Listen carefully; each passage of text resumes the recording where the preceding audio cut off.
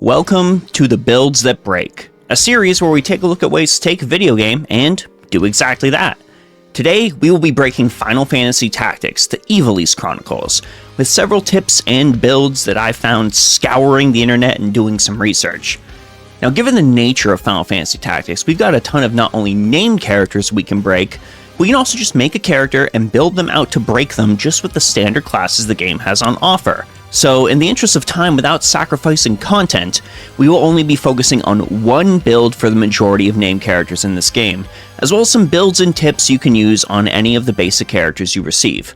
I'll also be keeping in mind equipment availability as well, so you won't see me recommending a one-of-a-kind weapon across an entire roster of characters like some people would. We're going to do one character, one-of-a-kind weapon. Now let's be clear about something, you don't need to do this. The game is perfectly beatable using any combination of builds or characters you like, and you are entirely free to play any game your way. But I actually have a lot of fun doing this in games I play, and I love to share it with people. So if you're looking for just a fun little bit of entertainment, or if you're actually trying to find ways to use these yourself, I hope you enjoy the video. Before we hop in and look at our first character, I've got to share the helpful tip that really ends up getting all of these builds off the ground early game.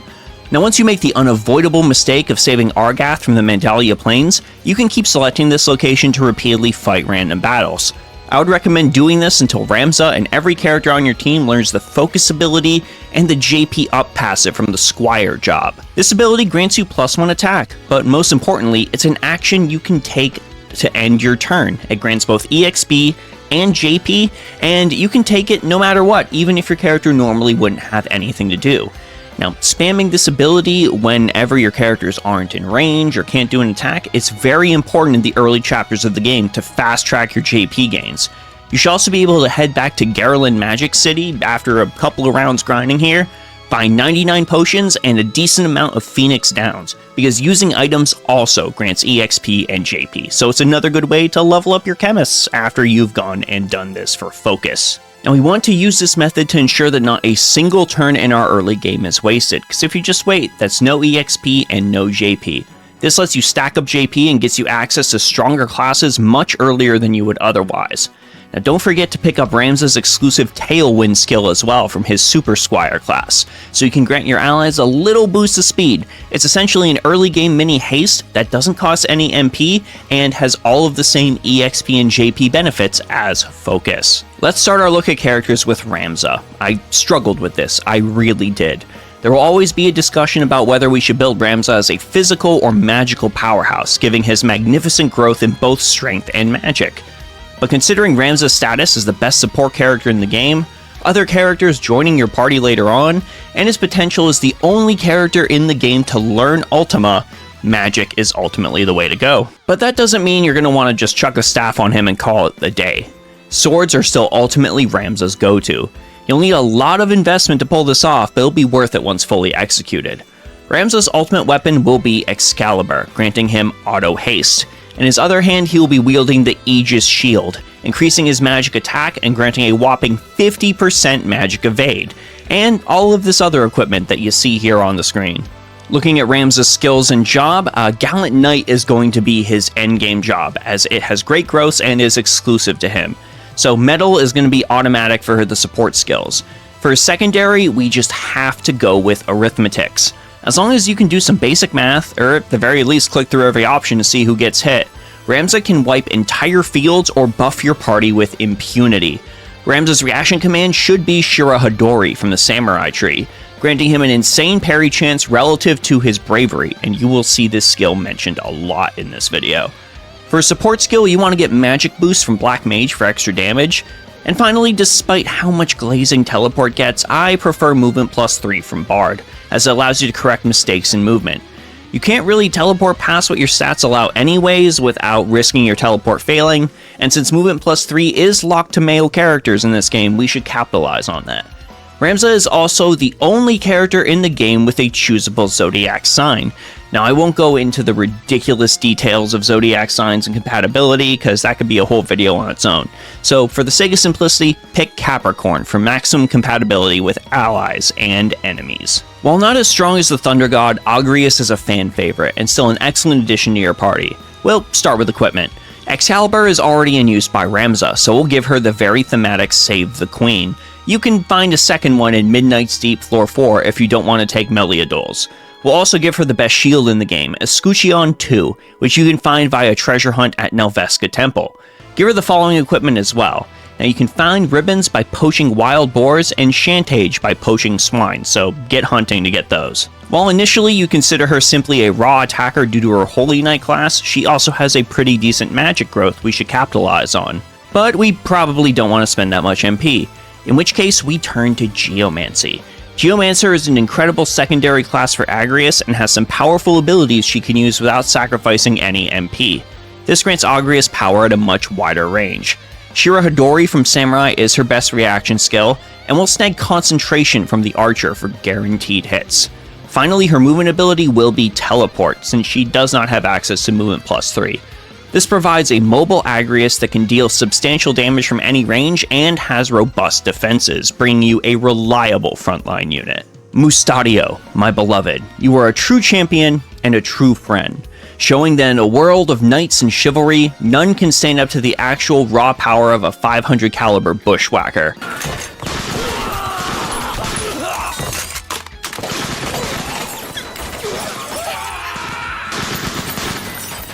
Mustadio is the best user of guns in the game with his Machinist class, and we will feed into that. His best weapon in the game is the Blaster, a magical firearm that shoots electrically charged bullets. We throw on some random defensive equipment like the Thief's Cap and Ninja Gear, but what supercharges this build is the Japa Mala accessory, which grants a massive stat boost, immunity to several status effects, and makes me desperately wish Final Fantasy XIV's Machinist was way better than it actually is. For his secondary skills, we're going to take Art of War from the Knight Tree, because the devs thought it was a good idea to allow a gun to shatter medieval armor from leagues away. That's right, you can break stuff at range with Mustadio. We'll also give him Shira Hadori from Samurai and Magic Boost from Black Mage to pump up his damage. And of course, he ends up with Movement +3 from Bard. This makes Mustadio a simple yet highly effective magical damage dealer who doesn't rely on MP and can support your team by blowing up enemy equipment from leagues away. Oh, and if you want to level him up while allowing him to keep his gun during his training period, you can snag the Equip Guns ability from the Orator class. You're welcome. Oh, Marach, you are truly infamous. Let's be transparent from the outset. Marach's special class is terrible. The damage he deals is entirely at random, and doesn't even have anything special we can do with it. It offers decent MP growth and speed, but the skills just make it not worth using at all.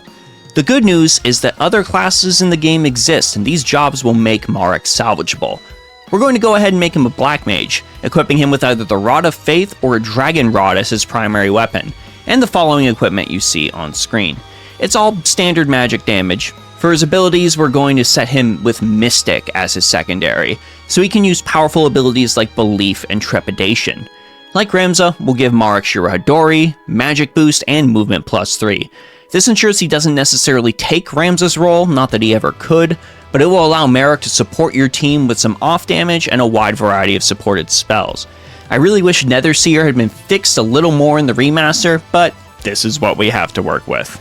Rapha suffers from the same pitfalls as her brother. Skyseer is bad. The way we're going to salvage her, if you wish to use her, is by making her our White Mage. She'll be equipping whatever your best staff is, likely either the Staff of the Magi or the Zeus Mace, along with the following equipment. We give her Septième Sens, which you can poach from the Great Hydra, so she gets some magic and permanent haste. Her secondary is simple, we're taking the item ability from the Chemist. This will allow Rapha to provide continuous support even when she runs out of MP. Shira Hadori is still our defender here because nothing else is better, and we'll take Swift Spell to tone down her casting time on those White Mage spells. Teleport from the Time Mage is going to be our best movement skill as well. None of this is pretty or flashy, but with this setup, Rapha is at least usable in some capacity.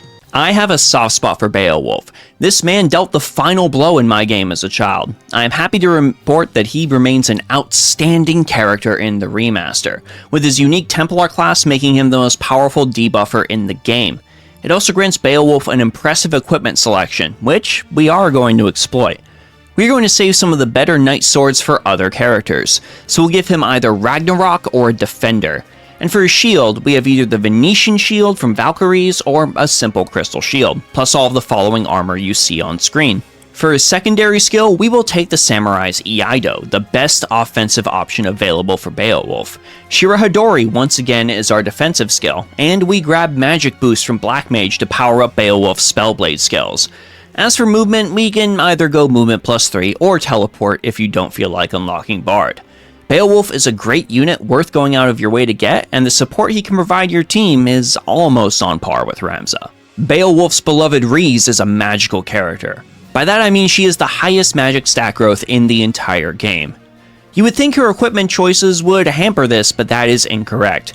Reis simply doesn't need equipment to do mountains of damage. We'll go ahead and give her a ribbon, as well as Septium Sens for extra magic power and perma haste. Reis does have exceptional magic growth, which would lead most players to place her in Arithmetics as her main class. As a veteran of the original game, let me tell you that there is a better way. Dragonkin is the class we'll keep her in, but Dragonkin also has some good physical growth. And with the way damage calculation works, Reis is actually the best sub-user of Geomancy in the entire game. With Geomancy freeing up a substantial amount of Reis' MP, she can then take Mana Shield as her defensive, and continue to dish out damage as none of her skills use MP. We can then take Magic Boost from the Black Mage tree for additional damage, and round out our movement with Teleport. This gives us a highly mobile magic user who doesn't need MP and always has a method to attack. Reis not only becomes one of the best magic users in the whole game with this build, but one of the best magic users in all of Final Fantasy, and she will easily be able to keep up pace with your Ramza and clean up whatever enemies are left. Thunder God Cid, one of the most incredible party members in all of gaming. You know why this man is here. Orlandeau is your most powerful party member, a failsafe to help you finish the game if you are struggling. He is a stand-in for Ramza's father, Barnabeth's dearest friend, and his joining your cause is proof that Barnabeth would be proud of his son. For Cid's equipment, we'll be giving him the Chaos Blade as his primary weapon, as it has the highest damage of any Knight Sword.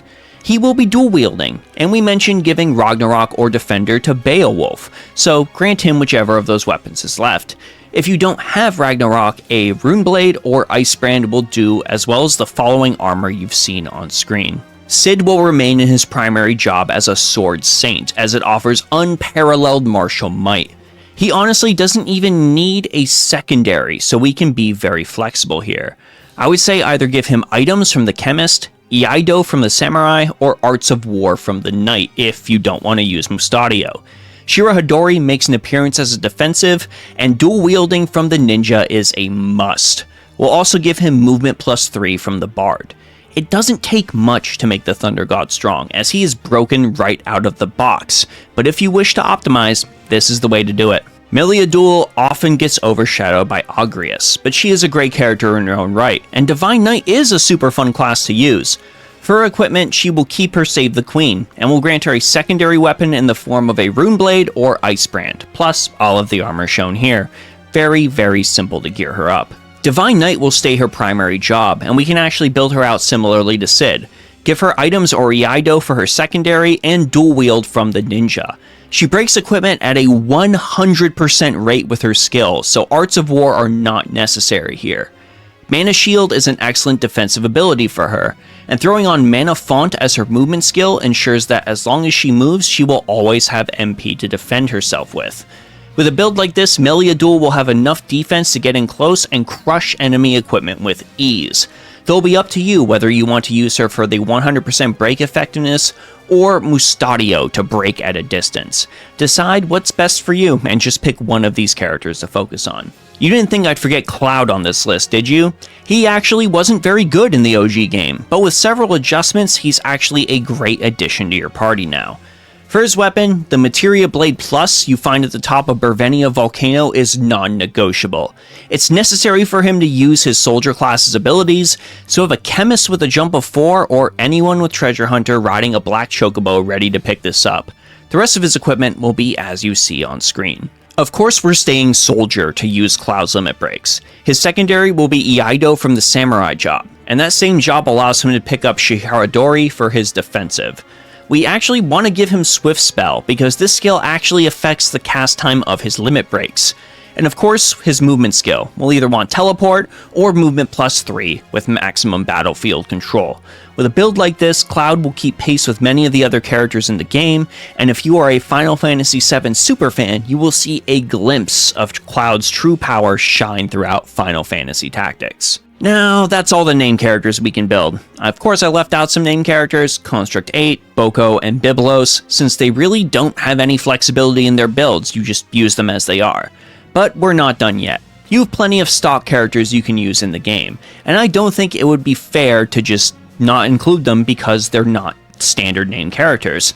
So let's take a look at a physical build, a magical build, and a healer to round out your roster. Ninja is the best physical generic class in the game, and it comes with the innate dual wield ability.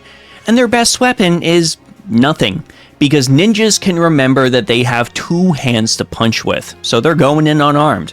We'll equip them with the Thief's Cap, Power Garb, and Bracers to maximize our physical attack power. With our ninja punching everything, Monk is going to provide our secondary abilities so we can use our martial arts. We'll give our ninja Mana Shield for his defense because ninja doesn't need MP. We don't use that. Magic isn't real. Brawler is a requirement here so we can do extra damage with unarmed strikes, and for our movement skill, I would recommend Mana Font, so the ninja keeps using their previously useless MP to defend themselves with. Ninja already has some excellent movement on the battlefield, so anything that would augment that movement further is just overkill. Let's focus on patching up their defenses. Let's take a look at magic. Despite how much I have glazed the arithmetic skill on other characters in this video, it is actually a horrible class to stay in because of its speed. You will never cast a spell with any efficiency if you remain in that class.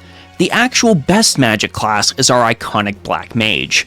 Our Black Mage would use the Rod of Faith to maximize magic damage, along with the Lambent Hat, Wizard's Robe, and Japa Mala accessory. For our skills, we will substitute Arithmetics here. With Arithmetics in use as our primary damage ability, that frees up our MP.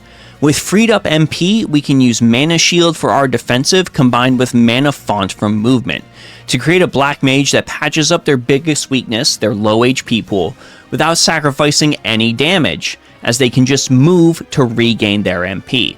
Magic boosts will also be taken, further pushing our magical abilities into the stratosphere. With a mage this good, you'd better be giving them a cool name like Vivi or Tella, because they will live up to that legendary namesake. Finally, let's take a look at healing. You may need a healer for myriad reasons in this game, whether it be to grind other jobs or you simply like the insurance of being able to recover efficiently. And I'm here to tell you that the lowly Chemist is one of the best classes in the entire game. See, the Chemist not only has the innate ability to use and throw items, but for some reason I cannot fathom, the game also allows them to use guns. This means we can construct a Chemist as a second Mustadio, and while they won't have all the machinist skills, they can provide excellent support by virtue of knowing how items work. Our equipment will be the Stone Shooter, but there's a catch. If you go into battle with this, it will immediately petrify you.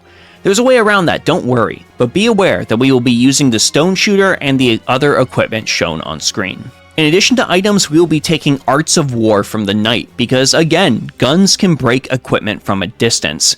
Shirahadori is our defensive ability, and male chemists will want movement +3, while females get teleport. But our linchpin of the whole build here is the lowly re-equip ability.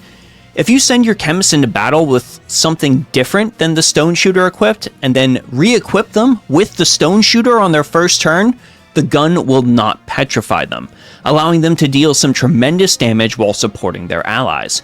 With this, your chemist becomes a physical range damage dealer. With Mustadio doing elemental damage like we previously built him, you now have complete battlefield control across both characters with support to boot.